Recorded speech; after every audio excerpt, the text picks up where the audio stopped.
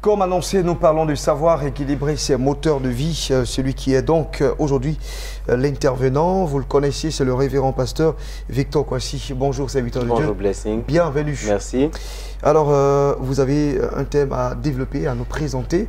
Les moteurs de vie, on ne comprend pas encore le thème, mais avec vous, tout doucement, on va réaliser de quoi vous parlez. Absolument. Je pense que nous allons commencer aujourd'hui et puis prochainement, nous allons finir. Aujourd'hui, je veux juste exhorter les gens. Comme je le dis souvent, nous allons entrer en 2020. L'année ne change personne. C'est une bonne attitude qui change la destinée de quelqu'un. Et aujourd'hui, les chrétiens sont tombés dans une sorte de rêverie qui les empêche d'atteindre réellement leur destinée.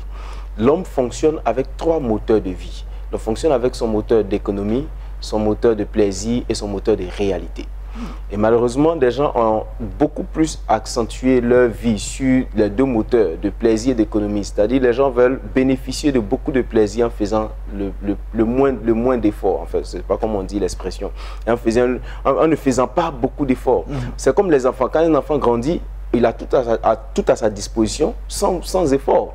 Aujourd'hui, le chrétien, on a conduit les chrétiens dans une sorte de mentalité religieuse qui fait qu'ils sont religieusement corrects, mais spirituellement incorrects. La Bible n'a pas dit qu'on n'aura pas de difficultés. La Bible n'a jamais dit cela. La Bible a dit que Dieu sera avec nous quand nous serons dans les difficultés. C'est pourquoi David a dit, quand je marche dans la vallée de l'ombre de la mort, je ne crains rien parce que tu es avec moi. C'est-à-dire qu'il faut que les chrétiens réalisent que Dieu ne viendra pas nous faciliter les choses si nous ne sommes pas en action.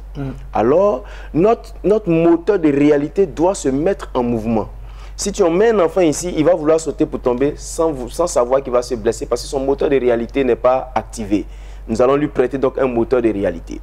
Mais quand tu mets une personne âgée sur une clôture, elle trouve les moyens de descendre sans se blesser. Ça veut dire que son moteur de réalité est activé. Alors, chacun de nous devait savoir activer son moteur de réalité et éviter surtout de se baser sur certaines paroles, certaines prophéties, même si elles sont vraies, pour vivre sa vie, pensant que parce qu'on m'a donné une prophétie, la chose va se réaliser sans que je fasse d'efforts. Alors, vous êtes en train de nous dire que objectif sans action est illusion. On ne peut pas justement atteindre les résultats escomptés si on ne bouge pas, si on ne se met pas en action. Pas du tout. Et j'aime bien cette expression, objectif sans action est illusion. Est illusion. Super. Absolument.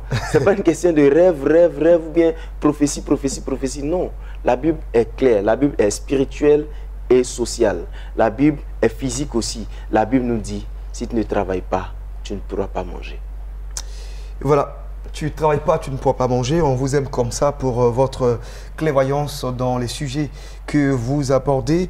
Et c'est vraiment encourageant de toujours vous avoir chaque vendredi pour nous entretenir. Alors, on va partir maintenant sans plus tarder dans la deuxième partie de ce magazine qui est consacré à la réception de nos différents annonceurs.